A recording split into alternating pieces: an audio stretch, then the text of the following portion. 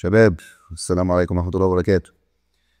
إن شاء الله النهاردة أول محاضرة معانا في مادة العلوم للصف الثاني الإعدادي، المنهج الجديد، الفصل الدراسي الأول 2026. معاكم مستر محمد عزت إبراهيم، أهلا بيكم. الدرس الأول يا ولاد معانا هنا من الوحدة الأولى، وهو بيتكلم عن حالات المادة. حالات المادة، أول حاجة هناخدها معانا هو تعريف المادة، ودخلناه قبل كده كتير يا ولاد، وهو كل ما له كتلة ويشغل حيز من الفراغ. كل ما له كتلة بنقول عليه دي اللي هي الإيه؟ المادة. تمام. طيب يا شباب، طب الكتلة، هل الكتلة بتتغير من مكان لآخر؟ يعني أنا خدت جسم وليكن حتة حديدة كده، تمام، ورحت طلعت بيها القمر، هل كتلتها بتتغير؟ هيجي واحد يقول لي كتلتها بتتغير. احنا عارفين ان وزن الجسم على الأرض، تمام، ووزنه على القمر، وزنه على القمر سدس وزنه على الأرض، تمام. بس هل الكتلة بتتغير؟ لا، الكتلة لا تتغير. تمام، الوزن هيبقى يتغير ولكن الكتلة لا تتغير من مكان إلى آخر. يبقى كل ما له كتلة ويشغل حيز من الفراغ، ده تعريف المادة. هل هي ثابت ولا بتتغير؟ لا، هي مقدار ثابت، هي مقدار ثابت. المادة بقى بتصنف على حسب حالتها الفيزيائية إلى ثلاث أنواع أساسية. ثلاث أنواع أساسية. إيه هم الثلاث أنواع دول؟ مواد صلبة، وسائلة، وغازية. وهناخد في آخر الدرس يا ولاد إن شاء الله إن في صورة رابعة اسمها البلازما. البلازما. خلاص كده، يبقى أنا عرفت إن الحالة الفيزيائية للمادة عندي ثلاث صور أساسية، اللي هم الثلاثة اللي بتكلم عليهم، اللي هي الصلبة والسائلة والغازية، ويوجد صورة رابعة اللي اسمها صورة البلازما، وهنعرف بعد كده هي موجودة فين. فكروا معايا كده وليه. المادة دي كل حاجة حوالينا، كل حاجة حواليك، كوباية مادة، الترابيزة مادة، التلفزيون مادة، كل دي مواد، تمام، لأنها ليها كتلة بقدر أمسكها وبتشغل حيز، خلاص، تمام. هل كل مادة لازم أبقى شايفها؟ هل كل مادة لازم أبقى شايفها؟ لا. البالونة اللي أنت نفختها هوا ديت، البالونة اللي أنت نفختها بالهواء، تمام، الهواء اللي موجود جواها دوت، أنت لما لو خرجته بره البالونة هل أنت بتشوفه؟ لا، مش بشوفه. هل هو مادة ولا لا؟ الهواء يعتبر مادة، تمام، لأن له كتلة وبيتكون من جزيئات، فهو يعتبر مادة. يبقى الهواء مادة معايا، وأي غاز يعتبر مادة، وأي حاجة حوالينا بتعتبر مادة. بيقول لك كل مما يلي له خصائص المادة ما عدا النحاس. ده مادة، معدن، يبقى مادة ولا مش مادة؟ أكيد مادة. الموسيقى دي صوت، صح؟ طالما إنها صوت، لا، دي موجات. هل أنا بقدر ألمسها؟ لا. بقدر أشوفها؟ لا. بقدر أعبيها في حاجة، أدخلها جوه حاجة وأقفل عليها؟ تمام، يبقى ما تنفعش. يبقى الاختيار بتاعنا هنا الموسيقى مبدئيا. نيجي المسطره، بمسكها بايدي، خلاص انا بمسكها وشايفها وكل حاجه. كمبيوتر نفس الكلام، تمام. نيجي نفكر مع بعض، عندك اربع اختيارات، مين في دول ماده ومين في دول مش ماده؟ الموسيقى خلاص اتفقنا انها ايه؟ ليست ماده. الضوء، تقدر تعبي الضوء في حاجه، تقدر تمسكه، انت شايفه ولكنه برضه في صوره موجات، يبقى الموسيقى والضوء، تمام. الهواء ماده ولا مش ماده؟ ماده، تمام. يبقى كلهم، والصوت طبعا هو نفسه الموسيقى، كل دي موجات، فبالتالي دي صور طاقه، فبالتالي المختلفه بس معانا مين هو ومين؟ الهواء هو اللي لازم يعتبر ماده، تمام. خصائص الماده بتختلف حسب حالتها الفيزيائيه. يعني ايه يا شباب الكلام دوت؟ انا اتكلمت في ثلاث حالات فيزيائيه اساسيه، اللي هي الصلبه والسائله والغازيه.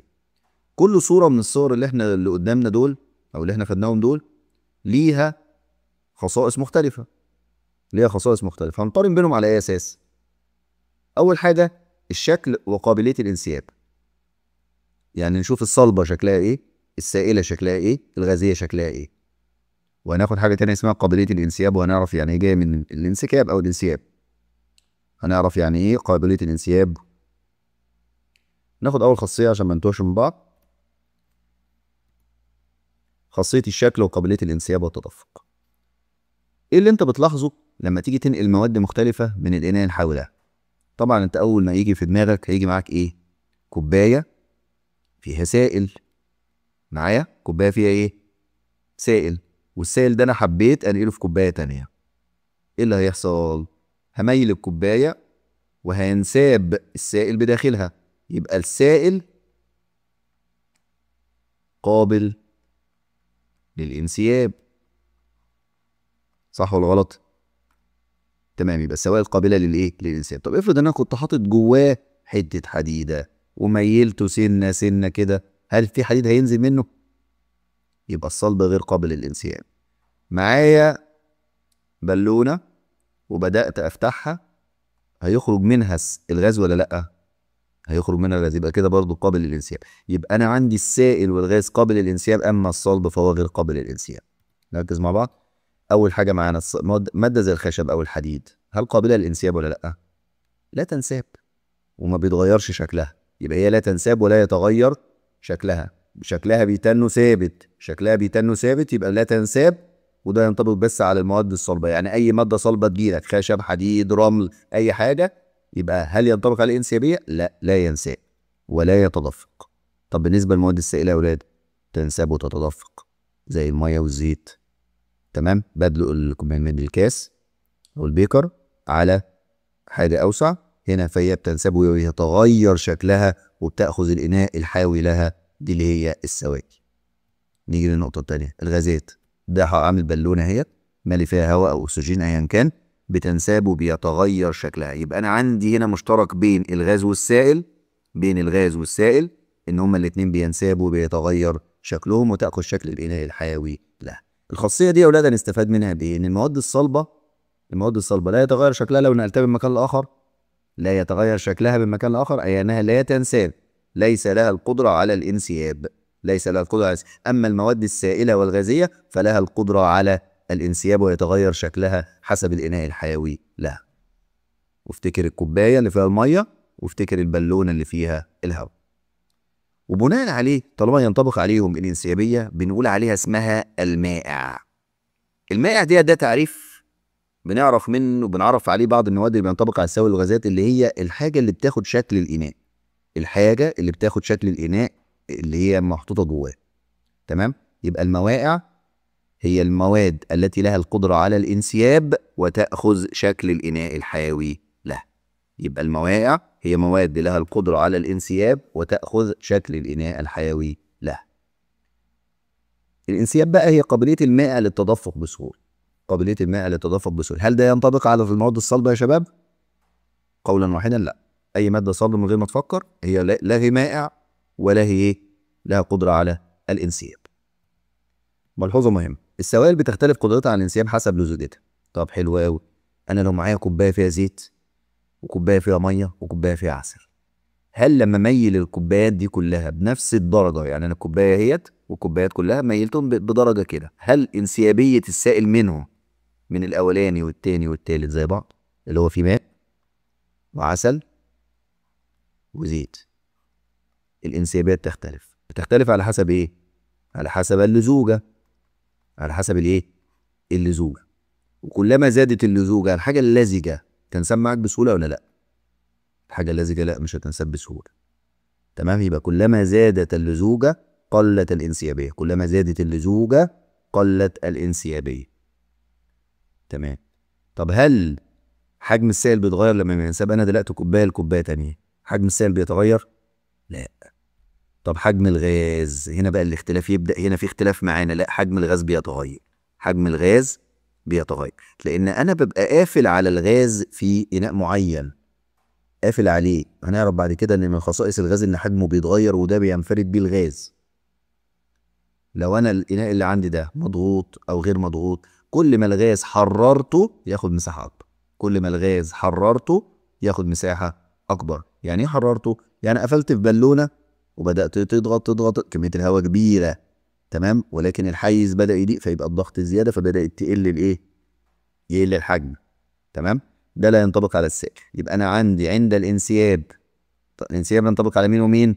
ينطبق على السائل والايه؟ والغاز. عند الانسياب السائل لا يتغير حجمه، اما الغاز فيتغير حجمه.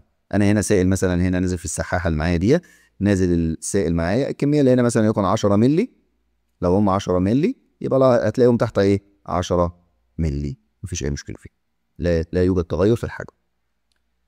هنا مثال لسه كنت بقول لك عليه، هل حركه الرمل انسيابيه ولا لا؟ الرمل انسيابي ولا يبان انه بينزل اهو. طب بينزل يبقى انسيابي. لا، اوعى تقول انسياب ابدا، لان انا قلت لك اول ما تفكر في الانسياب هل هو صلب ولا سائل؟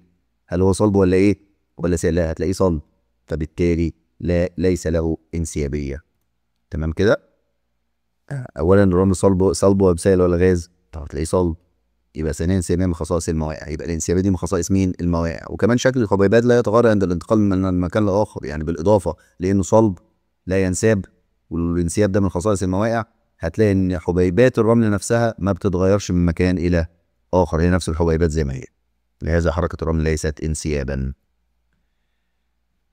دي النقطة اللي لسه قايلينها يا اولاد، ان معدل الانسياب بيختلف على ايه؟ على حسب اللزوجة. هل معدل الانسياب العسل يختلف عن معدل الانسياب الماء؟ نعم يختلف، وذلك لاختلاف اللزوجة بينهم، حيث ان لزوجة العسل اكتر من لزوجة المية، فبالتالي انسيابية العسل تكون اقل من ايه؟ من انسيابية الماء. يبقى الاجابة بتاعتك كده بتكون بالترتيب كده. هل معدل انسياب العسل يختلف عن معدل انسياب الماء؟ هتقول له نعم، تكون منظم كده، تقول له نعم. طب ماشي، لما ايه التعليل بتاعك؟ ايه السبب بتاعك؟ وذلك لان لزوجة العسل لازم تقول لزوجة العسل تختلف عن لزوجة الايه؟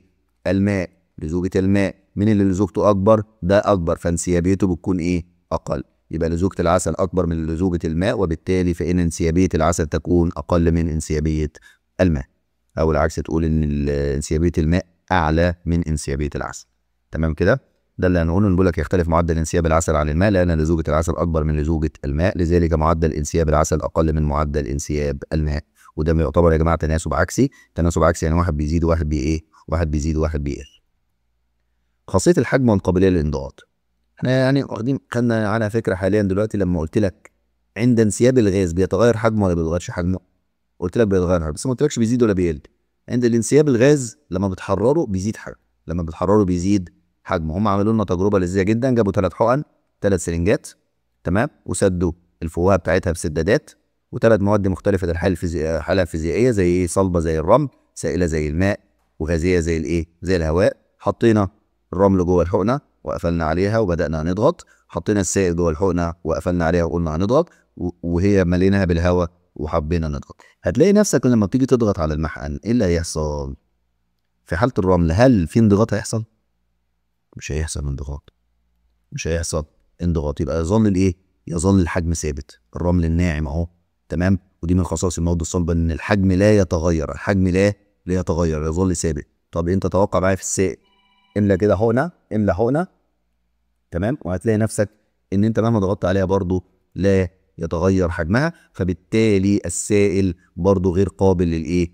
غير قابل للانضغاط، ودي مهمه جدا. الاخير بقى اللي هو الغاز زي الهواء، حطيت اكسجين، حطيت اي غاز، حاولت تضغط عليه، لقينا ايه يا اولاد؟ لقينا الحجم كان هنا وبدا يقل نتيجه قوه الضغط ديت. يبقى الغاز من احد خواصه انه ينضغط ويقل حجمه. لما اجي اقول لك ينضغط يبقى يقل حجمه، ينضغط يعني يقل حجمه ليأخذ شكل الاناء الحيوي لها، تمام. ومثال عليها مشهور جدا يا اولاد، انبوبه البوتاجاز. انبوبه البوتاجاز نفسها هي ديت اصلا فيها كميه غاز رهيبه، تمام، محطوطه تحت ضغط عالي لدرجه ان تحولت من كتر الضغط الى سائل. الى ايه؟ الى سائل. ولما بتفتح انت بقى البوتاجاز بيبدا يتحرر الغاز اللي جواها، والسائل يتحول الى ايه؟ الى غاز، ويتحرر بعد كده عشان اقدر اشيل كميه كبيره جوه الايه؟ الانبوبه. دي حاجه كويسه جدا استفدنا منها. تعريف قابليه الانضغاط هي امكانيه تقليل حجم الغازات عند زياده الضغط الواقع عليه. طبعا خلي بالك ان الخاصيه دي موجوده فين؟ موجوده في الغازات بس. ايه هي الخاصيه الانضغاط؟ ان الحجم يقل، تقليل الحجم عند زياده الضغط، تمام. يبقى تقليل حجم الغازات عند زياده الضغط الواقع عليه بينطبق على مين؟ على الغازات. يبقى تقليل حجم الغاز عند زياده الضغط الواقع عليه. وبنستنتج بعد كده من ده ان المواد الصلبه والسائله هل هي قابله للانضغاط يا اولاد؟ غير قابله للانضغاط. حجمها ثابت، حجمها ثابت ومحدد، تمام. بس الفرق بين الصلب والسائل ان الصلب لا ياخد، ما هوش مائع. هل الصلب مائع؟ لا، السائل مائع، ياخد شكل الاناء وينساب، تمام كده. يبقى كلاهما غير قابل للايه؟ للانضغاط. اما الغازات ليس لها حجم ثابت وقابله للانضغاط، ليس لها حجم ثابت وقابله للايه؟ للانضغاط. نيجي بقى لخاصيه ثانيه يا اولاد، هي خاصيه الانتشار. خاصيه الايه؟ الانتشار. يعني من اسمها سهله خالص، يعني الحاجه بتنتشر، بيحصل عمليه انتشار، تمام، بتنتقل من تركيز المرتفع الى التركيز الايه المنخفض. جزيئات الحبر، انا حطيت حبر مثلا او بلوره ملونه، تمام، حطيت سائل، شوف بدأ الانتشار ازاي، بدأ يزيد لحد ما حصل له امتزاج مع كامل الايه، مع كامل المحلول بتاعي. حطيت هنا مادة صلبة لونها ازرق، بدأت تتفكك. لما بدأت تتفكك بدأت الجزيئات اللي هي من التركيز العالي اللي هو مكان البلورة نفسها ينتقل الى الاماكن التانية اللي حواليها اللي هي تركيزها فيها منخفض، بدأ يزيد سنة سنة، تمام، لحد ما ملا الحيز كله وبقى ليها تركيز. يبقى تركيز مرتفع الى تركيز منخفض وانتقال الدقائق ثم انتهاء عمليه الانتشار. تنتهي عمليه الانتشار بايه يا اولاد؟ ان الماده بتنتشر في جميع اجزاء السائل الحاوله، تمام. يبقى تعريف الانتشار هي حركه دقائق الماده من المنطقه ذات التركيز المرتفع الى المنطقه ذات التركيز المنخفض. يبقى لما يجي يقول لك انا انتقلت من تركيز عالي الى تركيز منخفض، يبقى دي خاصيه الايه؟ الانتشار، انتقال الماده او انتقال الدقائق من منطقه ذات تركيز عالي الى منطقه ذات تركيز منخفض. انتقال الماده او حركه الماده او حركه دقائق الماده من منطقه ذات تركيز عالي او تركيز مرتفع الى منطقه ذات تركيز منخفض. سهله؟ تمام. نيجي بعد كده سرعه الانتشار حسب حاله الماده. طبعا المواد الغازيه في الانتشار طبعا دي حاجه يعني بديهيه معانا انها سريعه جدا في الانتشار، تمام، زي انتشار ابخره البروم في الهواء، انتشار ابخره البروم في الهواء، تمام. فانتشار الغاز هو انتشار سريع، انتشار الغاز هو انتشار ايه؟ سريع. نيجي بعد كده المواد السائله، لا متوسطه السرعه، المواد السائله متوسطه الايه السرعه. يبقى احنا هنمشيها كده بالتدريج، غاز، سائل، صلب،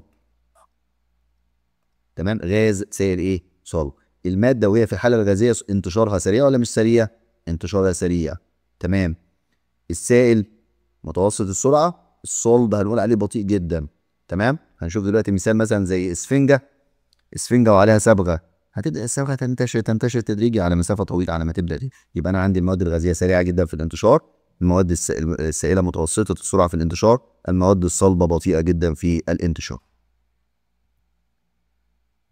خلاص احنا قلنا الامثله دي يا شباب. نقول بس الامثله عندنا هنا بالنسبه للمواد الغازيه هي انتشار ابخره البروم في الهواء، ابخره البروم، غاز البروم لا ينتشر في الهواء اي غاز، تمام، بس المثال عندنا في الكتاب هو ايه؟ ابخره البروم. نيجي على المواد السائله، انتشار اي ماده ليها لون داخل ايه؟ داخل ماده تانية زي الميه او الزيت، تمام كده. زي هناخد هنا ايه مثال برمنجانات البوتاسيوم في الميه. برمنجانات البوتاسيوم ماده بتذوب في الماء فبالتالي بتنتشر بداخلها، هي ماده زي الحبر كده بتنزل جوه السائل او جوه الميه بتبدا تنتشر. مواد صلبه زي انتشار الصبغه في الاسفنج، مثال برضو مهم عشان بس ايه ممكن ما يجيش في دماغك، هو انتشار صبغه في اسفنج، تمام. سرعه الانتشار في المواد الغازيه سريع جدا، متوسط بالنسبه للسائل، وفي حاله الصلب بيكون ايه؟ بطيء جدا، تمام كده. الغاز اسرع حاجه، بعدين السائل وبعدين الصلب. ايه العوامل المؤثره يا جماعه في سرعه الانتشار؟ ايه العوامل اللي ايه المؤثره في سرعه الانتشار؟ انا دلوقتي فكر معايا كده، انا عمليه الانتشار بتحصل، ايه اللي ممكن يسرعها؟ طالما بتكلم على عوامل بتاثر على حاجه يبقى انا بتكلم عن ايه؟ اللي بيزودها واللي بيقللها، اللي بيأثر فيها. يبقى العوامل اللي بتأثر على اي حاجه، وطالما بيأثر على سرعه يبقى ايه اللي بيزودها وايه اللي بيقللها. خلاص، هنجد ان ايه؟ كتله الجزيئات، كتله الجزيء نفسه. خلي بالك من حاجه، كلما الكتله التقيله ولا الصغيره الخفيفه، تمام، اللي تنتشر اسرع. لا هلاقي الصغيره بتجري على طول، خفيفه بتجري، فبالتالي كلما قلت الكتله زادت سرعه الانتشار، وكلما زادت الكتله قلت سرعه الانتشار، تمام. يبقى دي علاقه عكسيه. يبقى تاني مره نقول علاقه عكسيه النهارده، قلناها امتى يا اولاد من شويه؟ قلناها في حاله اللزوجه، قلنا عند زياده اللزوجه، عند زياده الايه؟ اللزوجه اللي بيحصل بتقل الانسيابيه، وعند قله اللزوجه بتزيد الانسيابيه، زي مقارنه العسل والايه؟ والميه. نيجي للنقطه اللي بعدها، بيقول لك درجه حراره الوسط. درجه حراره الوسط خلي بالك ان هنا كل ما ازود درجه الحراره بتزيد حركه الحبيبات او الجزيئات، تمام، فبالتالي الانتشار يكون سريع، تمام. فنجد ان انت لما تزود درجه الحراره والجزيئات تاخد طاقه وتبدا تتحرك وتنتشر يمين وشمال، تمام، فبالتالي سرعه الانتشار هنا هتكون ايه اسرع. يبقى درجه الحراره كل ما تزيد كل ما هتزيد سرعه الايه الانتشار. خلاص، يبقى اول مؤثره في سرعه الانتشار هم حاجتين، يا اما كتله الجزيئات او درجه حراره الوسط، وكلما زادت الكتله قلت سرعه الانتشار، وكلما زادت درجه الحراره زاد الانتشار، تمام. نيجي بعد كده لخصائص الماده حسب الحاله الفيزيائيه. هنشوف بس ملخص ليها كده سريع. بيقول لك هنا ايه؟ ان حالات الماده ايه التغير الشكل بيتغير حسب الاناء الحاوي لها. بالنسبه للماده بتتغير ولا لا؟ يبقى لا يتغير، شكلها ثابت. مين اللي بياخد شكل الاناء؟ الغاز والايه والسائل. قابليه الانسياب، مين اللي له القدره على الانسياب؟ مين اللي له القدره على الانسياب؟ اللي هي المواقع، اللي هي الايه المواد السائله والغازيه، تمام. انسيابيه بتاعه السائل بتتوقف على اللزوجه، يبقى انا ما ذكرتش اللزوجه غير في الايه في الماده السائله. قابليه الانضغاط، مين اللي قابل للانضغاط؟ الوحيد اللي هو الغاز. خلاص. تغير الحجم بالانضغاط، مين اللي بيتغير في الحجم؟ ده بالانضغاط الحجم بيزيد ولا بيقل؟ بيقل. ده لا يتغير حجمه ولا يتغير، يعني حجمه ثابت، تمام. سرعه الانتشار، اتفقنا على سرعه الانتشار، قلنا ده اسرع واحد، وبعدين ده متوسط سرعه، وده ايه وده بطيء، تمام يا شباب. بس لحد هنا يا اولاد نكون الحمد لله خلصنا. لازم منكم بس يا شباب ان انتوا يعني شوف الفيديو بهدوء كده ومعاكم كتاب.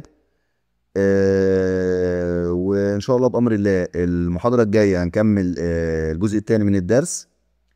اللي عايزه منكم مش عايزين نخش الجزء الثاني غير لما نكون رجعنا ان شاء الله، تمام. وفي نهايه الدرس ان شاء الله بامر الله هننزل اسئله، الاسئله تتحل، هيبقى فيها تصحيح اوتوماتيك ان شاء الله على الفورمه اللي انا هعملها لكم. بس انا في نفس الوقت ده مش كفايه، انا اللي عايزه منكم يا اولاد ان انتوا تحلوا اسئله الكتاب. عايزين اسئله اكتر ابعتوا لي وانا ان شاء الله ابعتها لكم، مفيش اي مشكله. وعايزين اسئله اكتر. اشوفكم في امان الله يا اولاد، مع الف سلامه.